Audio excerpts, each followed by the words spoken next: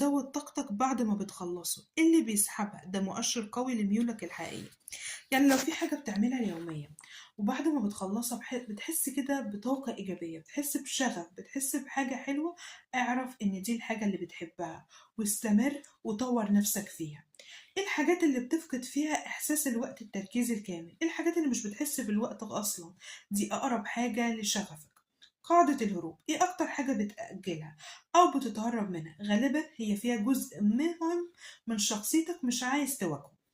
رد الفعل تحت الضغط في علم النفس، الضغط بيكشف شخصيتك الحقيقية.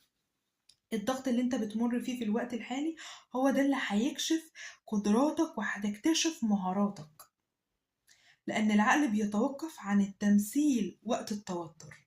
سجل يوميا، اكتب يوميا اللي أنا فعلته النهاردة وشعرت بإيه لما أنا طورت نفسي في كذا. بعد 30 يوم هتكتشف وهتشوف نمطك الحقيقي وهتتعرف على نفسك. المقارنة بتساوي تشويه الذات على السوشيال ميديا، بتخلق وهم إنك أقل وده بيخليك مش قادر تشوف نفسك بوضوح.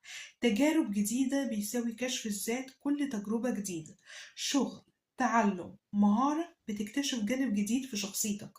القيم أهم من الأهداف، اسأل أنا عايز أكون إيه، مش بس عايز أحقق إيه. القيم هي